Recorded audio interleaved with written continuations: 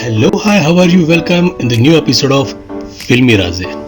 तो आज हम शुरुआत करेंगे वहीं से जहाँ पे हमने पिछले एपिसोड में छोड़ दिया था, यानी कि हम आपके कौन के बचे हुए 25 फैक्ट्स। शुरू करने से पहले एक रिक्वेस्ट है, अगर किसी ने मेरे चैनल को सब्सक्राइब नहीं किया है तो प्लीज जाके सब्सक्राइब करे, उस रेड बटन को दबा के ग्रे कर दे, because you all know I hate red colour. और चलिए शुरू करते हैं। Roll sound action.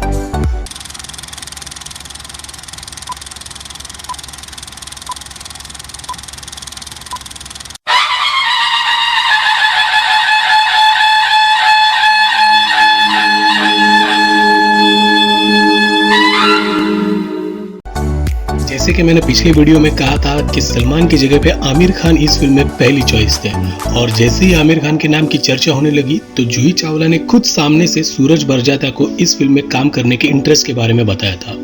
पर सूरज ने कहा था कि इस फिल्म की स्टोरी और स्क्रीन पे भले ही पूरा ना हो, ये फिल्म बने या ना बने, लेकिन मेरे फिल्म की निशा फिक्स हो चुकी है और वो है माधुरी दीक्षित। अगर वो नहीं तो ये फिल्म भी नहीं बनेगी।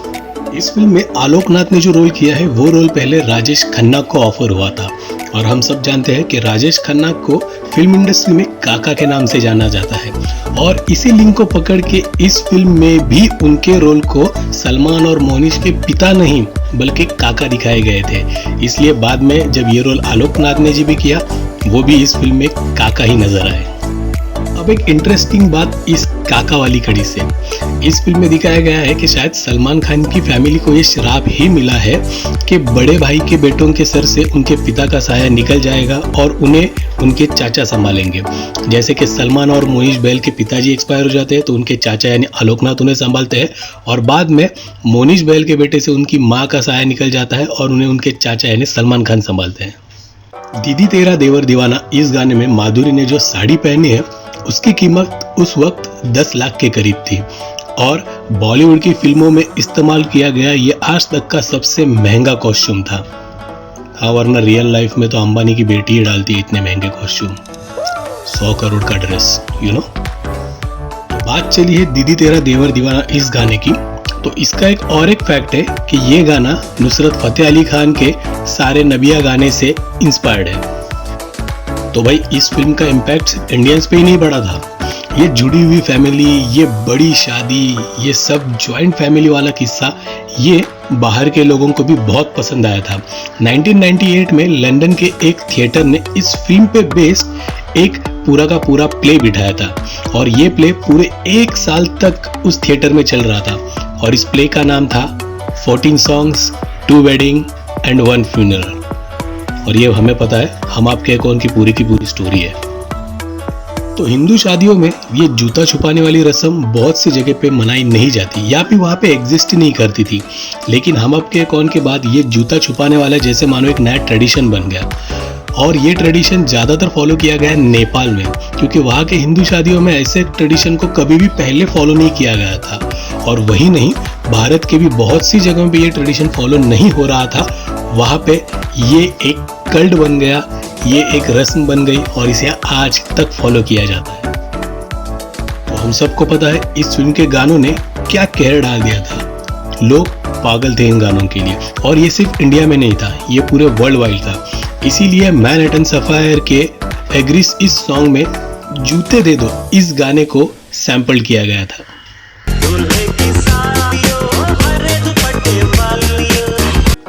उसी के साथ don't be menace in South Central while drinking your juice इस फिल्म में भी दिखता ना इस गाने के म्यूजिक को फ्लूट वर्जन में दिखाया गया है। द स्ट्रीट ऑफ बॉलीवुड नामक एक इंटरनेशनल एल्बम में ladies in a frenzy freeze इस गाने में दीदी तेरा देवर दीवाना इस गाने को रिमिक्स किया गया था। बीट गेट्स के एल्बम बैंगल वैंग में माई माई इस गाने को उनके सॉन्ग ट्राइबल ड्रम में सैंपल किया गया था। तो भाई इस रेस में हमारे केन रॉक भी पीछे नहीं थे, उनका बिग ड्रिंका, शायद प्रोनाउंस कुछ गलत हो सकता है, ये गाना एक्चुअल में दीदी तेरा देवर दीवाना का कवर वर्जन है उनके लैंग्वेज में।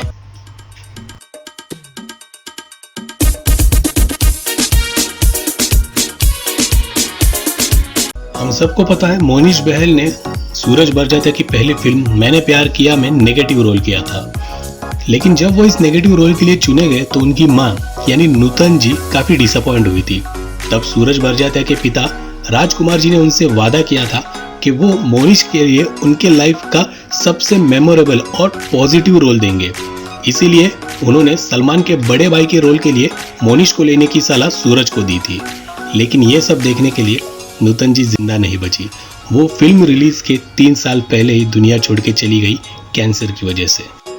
इस फिल्म ने बॉलीवुड पे किस किस तरीके से इम्पैक्ट डाला था ये तो हमें पता है, और इसकी एक झलक हमें 2012 की फिल्म शिरीन फराद की तो निकल पड़ी इसके पोस्टर में दिखाई देती है, क्योंकि ये पोस्टर और हम आपके कौन का पोस्टर दोनों एक समान थे। यानी शिरीन फराद ने हम आपके कौन के पोस्टर को कॉपी किया था।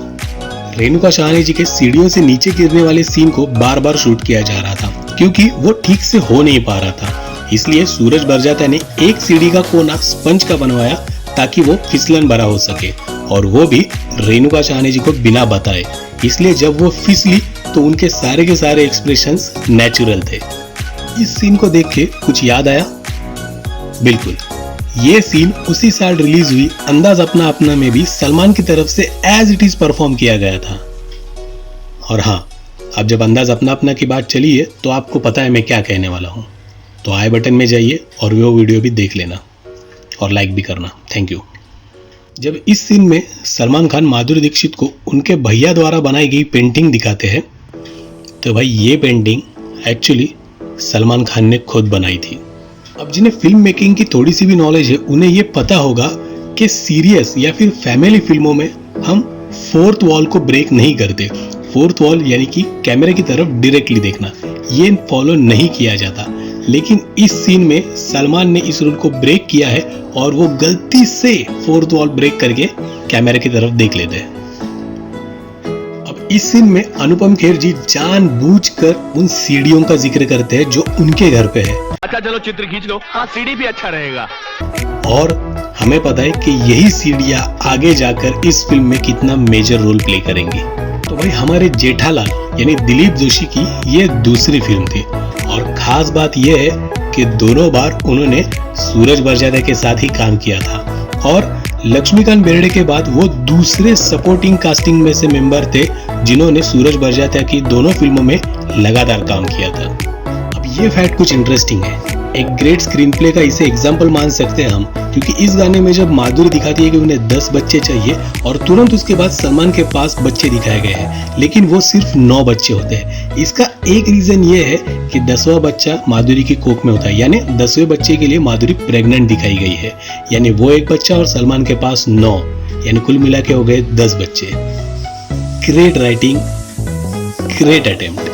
सलमान ने अपनी पूरी लाइफ में, मतलब अब तक के पूरे फिल्मी लाइफ में केवल 2 बार ही फीमेल का रोल किया है, एक इस गाने में और दूसरी बार जाने मन फिल्म में। वैसे तो दूसरी फिल्म की प्रॉपर्टी प्लेसमेंट्स बॉलीवुड में काफी कम ही दिखाई देती है, ना ही समझो, लेकिन इस फिल्म में एक सीन है जहां पर हम राज कपूर की फेमस मेरा नाम जोकर वाली वो जो डॉल है वो देख सकते हैं इस सीन में। इस सीन के दौरान अनुपम खेर जी को फेस पैरालिसिस हुआ था, इसलिए बहुत से सीन में जानबूझकर उनका चेहरा छुपाया गया है। बाकी के सीन में तो उनका चेहरा छुपाया जा रहा था, लेकिन एक पूरा का पूरा सीन ऐसा था जिसमें उनके ऊपर ही पूरा सीन फिल्माया जाने वाला था। इसके लिए सब इसे कैसे करना है इसके टेंशन में थे, पर अनुपम खेर जी ने ही सूरज बरजात्या को ऑन द स्पॉट सीन को शूट करने के लिए कहा, और इसके लिए उन्होंने चुना फिल्म शोले धर्मेंद्र शराबी सीन, शोले का धर्मेंद्र जी वाला ड्रंकन सीन। और इसी की वजह से वहां पे जितने भी लोग थे उनके जो एक्सप्रेशन है वो सारे के सारे नेचुरल है, और पैरालिसिस की वजह से मुंह टेढ़ा होने की वजह से जो उन्होंने एक्टिंग की है वो भी हमें नेचुरल लगती है।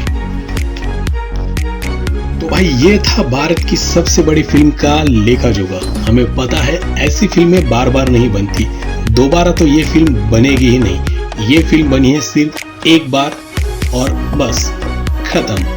ऐसी फिल्में एक बार बन के इतिहास बना देती है। आप किसी भी एक्टर के फैन हो या फिर आप सलमान के हेटर हो, लेकिन आप इस फिल्म को हेट नहीं कर सकते। ये फिल्म आपके बॉलीवुड लवर होने का प्रूफ है। ये फिल्म आपके फिल्मी फैन होने का प्रूफ है। अगर आपको ये फिल्म अच्छी लगी है या फिर अगर मेरी ये वीडियो अच्छी लगी है तो do whatever you want to do man, मतलब लाइक, कमेंट, शेयर, और यहाँ पे आए हो तो सब्सक्राइब करना तो बनता है। तो go and hit that red button and make it grey because you all know I hate red colour. तो भाई आप भी कमेंट करके मुझे बता सकते हो कि अगली वीडियो में किस फिल्म पे बनाऊं, तो शायद मैं उसके ऊपर काम कर सकूं, मेरे लिए भी इजी होगा। तो अब मैं आपको मिलूंगा अगले वीडियो में एक नई फिल्म के साथ। तब तक टाटा बाय बाय, पुना बेटू, सी यू, सायोनारा, हस्ता ला विस्ता, बाय बाय।